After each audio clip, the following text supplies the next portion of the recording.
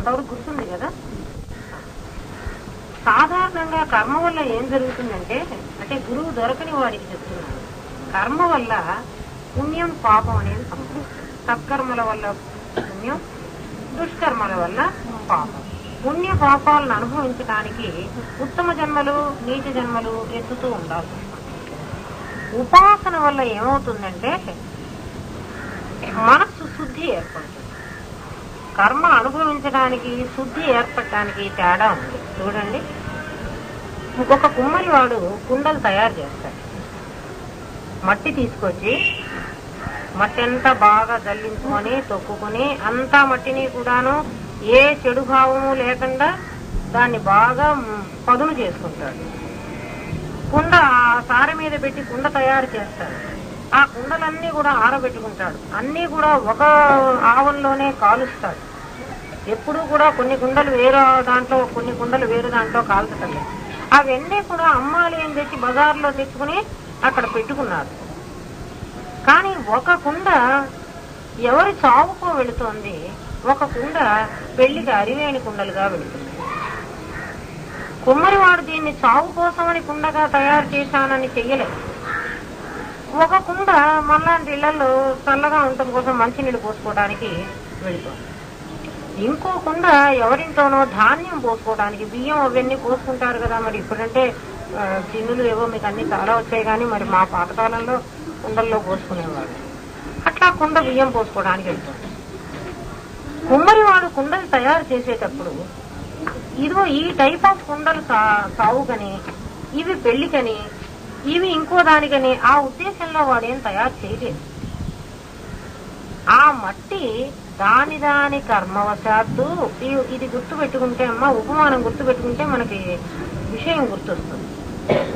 ఆ కర్మవశాత్తు అవి ఏమవుతున్నాయి, కొన్నేమో సావుకు వెళుతున్నాయి, కొన్ని పెళ్లికి వెళుతున్నాయి. కుండ తయారులో ఏ లోపము లేదు. ఎప్పుడు కూడాను కుమ్మరివాడు ఆ ఉద్దేశంతో కుండలు చేయలేదు. ఇది కర్మ, ఇది అదృష్టం అన్నాడు. అదృష్టం అంటే ఏమిటి? కనిపించనటువంటిది, మనకు కనిపించదు. మరి మనుషులు కర్మ చేస్తారంటున్నారు కదా, మరి కుండలు కూడా కర్మ చేస్తున్నాయా అంటే, ఈ సృష్టిలో పిపీలికాది బ్రహ్మ పర్యంతం జీవరాశులు ఎలా ఉన్నాయో, అచరాలు చరాచరములలో కూడా పరమాత్మ ఉన్నాడని మనం చెప్పుకుంటున్నాం కదా. అలా కదలనటువంటి ఆ మట్టికి కూడా మరి కర్మ ఎలా వస్తుందండి? ఆ మట్టి కూడా పుణ్యం చేసుకుందా పాపం చేసుకుందా అని అంటుంది. మట్టికి కూడాను పుణ్యం ఎలా వస్తుందంటే, ఎవరైనా ఒక మహనీయుడు, ఒక జ్ఞాని ఆ మట్టి మీద అడుగు పెట్టాడనుకోండి, ఆ జ్ఞాని పాదధూళి, ఆ పాదం సోకటం వల్ల ఆ మట్టికి పుణ్యకర్మ ప్రాప్తించింది.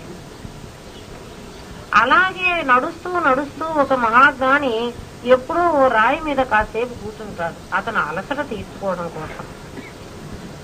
ఆ రాయి ఎప్పుడో దేవాలయంలో ఒక బొమ్మలాగా తయారైపోతుంది ఆ పుణ్యకర్మ వల్ల. చూడండి, కర్మ మనుషులకే కాదు వీటన్నిటికి కూడా ఉంటుంది.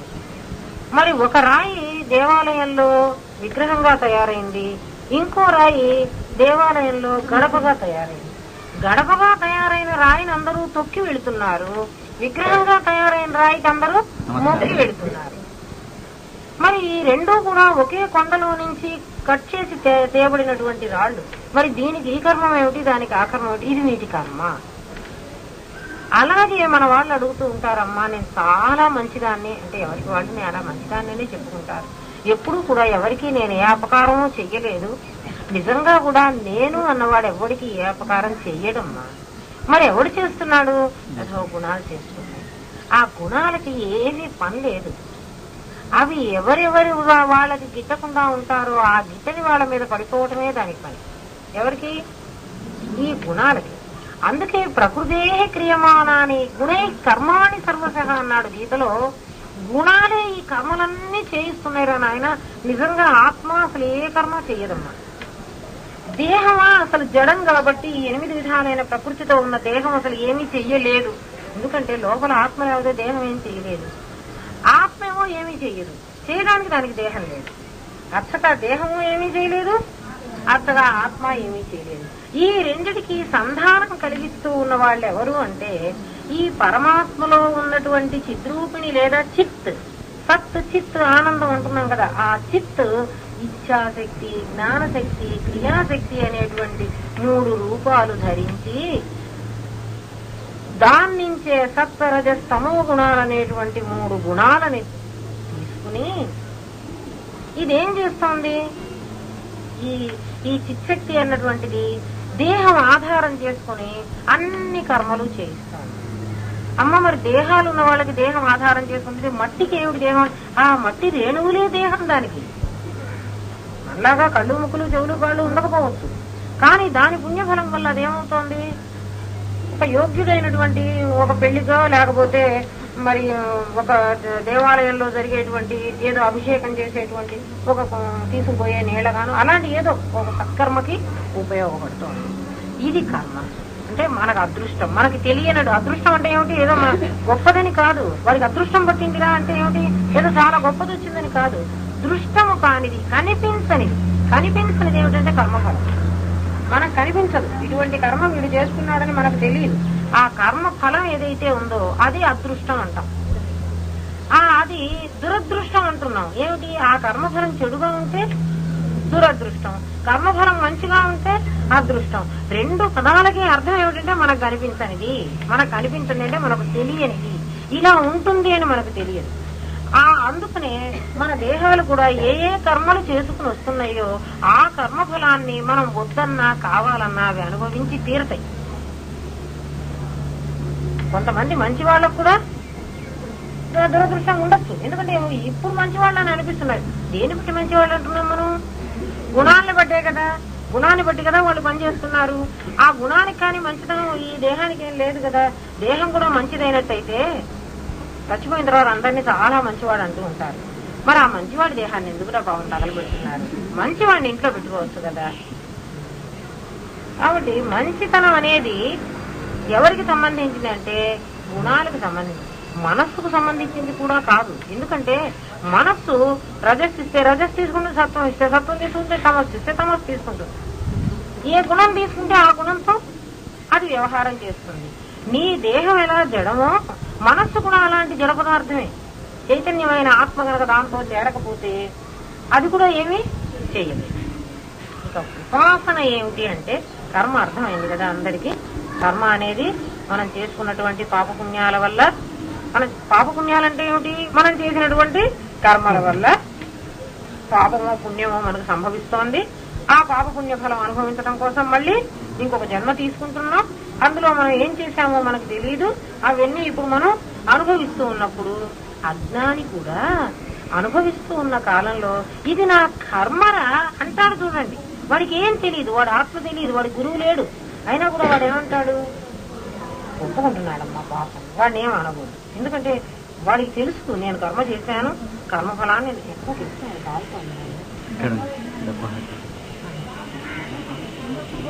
అవును, ఈ పొగ ఊసుకట్టేది ఇవి కాదు. ఎక్కడో కాదు కింద స్టవ్ అంటే సరే అయితే కావాలి. మనకేం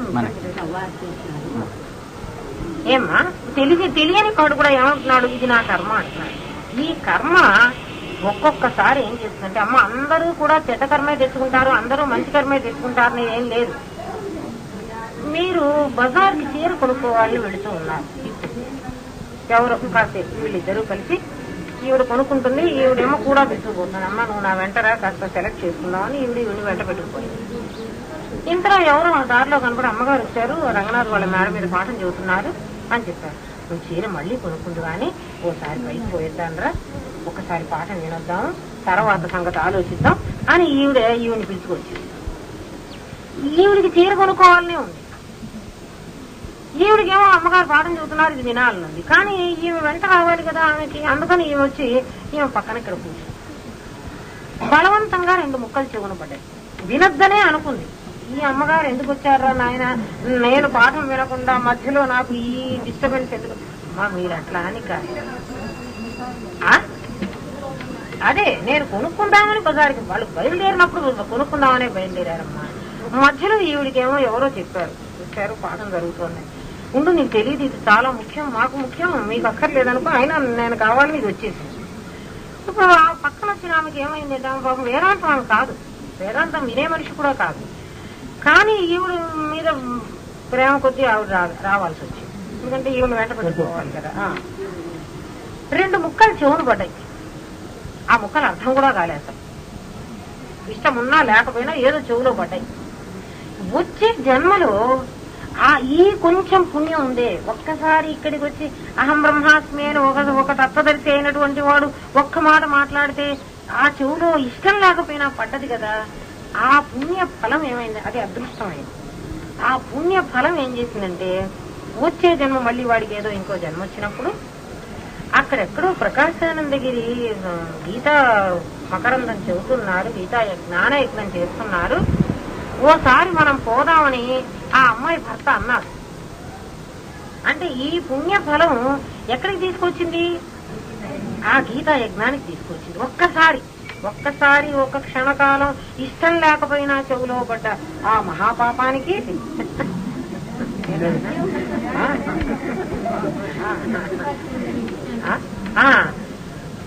వెళ్ళి అక్కడ వినాల్సి వచ్చింది. అక్కడ ఇప్పుడు ఏమవుతుందంటే ఆయన చెప్తూ ఉన్నటువంటి ఆ మాట, ఈ పుణ్యఫలం అది అర్థం అవనిస్తుంది. ఇంతకు ముందు ఇక్కడ కూర్చున్నప్పుడు అర్థం కాదా, ఇష్టం కూడా లేదు, కానీ బలవంతంగా వచ్చి కూర్చుంది. కానీ అక్కడికి వెళ్ళేటప్పటికి ఈ పుణ్యఫలం ఏం చేసిందంటే అక్కడ అర్థమయ్యేటట్టుగా చేసింది. ఎప్పుడైతే మనకు అర్థం అవడం, అసలు మన కథ మనకు ఎందుకు అర్థం కాదమ్మా, వినరు గాని ఇది మనదే కదా, ఎవరి కథ కాదు కదా. మనకు అర్థం అవుతుంది, మనకు ఇంట్రెస్టింగ్ గా కూడా ఉంటుంది, కానీ వినడు. ఈ పుణ్యఫలం ఎప్పుడైతే అర్థమయ్యేటట్టుగా మనకి చేసిందో రేపు కూడా పోతే ఇంకా ఏం చెబుతాడో అని కాస్త అనిపించింది. అంటే ఇంకాస్త పుణ్యం పెరుగుతోందన్నమాట. ఇట్లా 20 రోజులు 40 రోజులు వారు చెప్పిన నాళ్ళు ఈవిడ అక్కడికి వెళ్ళి ఆ తర్వాత ఏదో గురువు కావాలట, ఏదో మంత్రం కావాలట, అట్లా మంత్రం ఇస్తే ఇటువంటి స్థితిని పొందుతారట. అవన్నీ కూడా వారి బోధలో వీరి చెవున పడ్డాయి. అరే ఇట్లాంటిది ఏదో ఒకటి ఉందిరా, నాకు తెలియలేదు అని ఆ భావన కాసేపు కలిగింది. ఎందుకని ఈ భావన కలిగింది, ఈ ఒక్కసారి బలవంతంగా వెళ్లి కాసేపు మేడ మీద కూర్చొని ఒక ముక్క విన్న పుణ్యం ఇంకా మళ్ళీ ఆ జన్మ వదిలేసి. కానీ ఈ 40 రోజులు మరి విని ఒక గురువు ఉంటాడట, గురువు దొరికితే ఇటువంటిది జరుగుతుంది కానీ సంకల్పం చేసింది కదా. ఈ సంకల్ప బలంతో మళ్ళీ 3వ జన్మలో అలాంటి గురువు దగ్గరికి ఎవరో తీసుకెళ్లారు. రామనాథం గారు లాంటి వాళ్ళ దగ్గరికి ఎవరో బలవంతంగా లాక్కుపోయినారు కదా. మా గురువు గారు చాలా దయగలవారు, నీకేదో ఒకటి శక్తిపాతం చేస్తారు. అంతకు ముందు తాను చేసుకున్నటువంటి పాపాలు కూడా ఉన్నాయి కదా. అచ్చగా ఈ పుణ్యం ఒకటి కాదు కదా, ఆవిడ ఇంకా చాలా కర్మలు చేస్తున్నది కదా. ఆ పాపఫలం ఏముంటుందంటే ఆ గురువు వద్దు, ఏమి వద్దు, ఈ రోజుల్లో గురువులను అసలు నమ్మకూడదు, పిచ్చి పిచ్చి సంగతులు అన్ని చేసుకోవాకు, గురువు ఏమిటి శిష్యుడు ఏమిటి, ఇంట్లో కూర్చొని చేసుకోక అనవసరంగాను. నేను కూడా అనుకున్నాను, ఈ 80 ఏళ్ల ముసలాయన ఏం మంత్రం వేశాడో నాకు, మాట ముందు కర్నూలు నుంచి హైదరాబాద్ పరిగెట్టి పోతున్నాను, ఏమిటి ఈ పిచ్చి రోగం అని. సెలవులు పెట్టుకుని ఎవరైనా వెళతారా? క్యాజువల్ ఎంత జాగ్రత్తగా దాచుకుంటారమ్మా. 12 రోజులు సెలవు ఉంటుంది, ఎంత జాగ్రత్తగా దాచుకోవాలి. దాన్ని ఉద్యోగం చేసే వాళ్ళందరూ చాలా జాగ్రత్తగా దాచుకుంటారు 12 రోజుల సెలవుని. 12 రోజుల సెలవు హైదరాబాద్ వెళ్ళడానికి ఖర్చు పెట్టుకునేదాన్ని. మళ్ళీ అనుకునేదాన్ని, ఏమిటా ఈయన ఏం చేశాడు, ఎందుకు నాకు ఇట్లా పోవాలనిపిస్తుంది అని నాలో మళ్ళీ నాకే. అంటే మనం చేసుకున్నటువంటి ఆ పాపం ఏదైతే ఉందో, పాపం కూడా చేశాం కదా, అసలు పుణ్యమే చేయలేదుగా, అది ఇటువంటి సంకల్పాలు కలిగిస్తోంది. అయినా ఈ పుణ్యఫలం ఎంత గొప్పది అంటే ఆ సంకల్పాలన్నిటినీ కూడా అణగదొక్కి కొట్టేసి తాను ముందు లాక్కుపోతుంది. తర్వాత నువ్వేమన్నా అనుకో, ముందురా ఆ విధంగా తీసుకుపోయి కర్మ ఏం చేస్తుందంటే జన్మ పరంపరలలో, ఇక్కడ అది గుర్తుపెట్టుకోవాలమ్మా మనం, జన్మ పరంపరలు అంటే ఒక్క జన్మతో చాలు. ఏమండి జన్మ పరంపరలు లేవని క్రైస్తవులు మహమ్మదీయులు చెబుతుంటే మీరు ఏమిటి పరంపరలు అంటున్నారు అంటేను, మనకు శాస్త్రం ఏం చెబుతుంటే బహూనాం జన్మనాం అంతే జ్ఞానవాన్ మాం ప్రపద్యతే. గీత చెప్తోందమ్మా, చాలా జన్మలెత్తిన తర్వాత జ్ఞానం కలిగినటువంటి నన్ను పొందేటువంటి జన్మ నీకు వస్తుంది. అటువంటి అలాగే జంతువునాం నరజన్మ దుర్లభతమం అన్నాడు. చాలా ప్రాణులన్నింటిలో కూడాను మానవ జన్మ చాలా శ్రేష్టమైంది అని. ఇట్లా ఈ జన్మ పరంపరలు, కర్మ వల్ల ఏం జరుగుతోంది, జన్మ పరంపరలు వస్తున్నాయి. పరంపరలలో మనకి సుఖము రావచ్చు, దుఃఖము రావచ్చు, మోక్ష ప్రాప్తి కూడా కావచ్చు. కాదని చెప్పడానికి వీలు.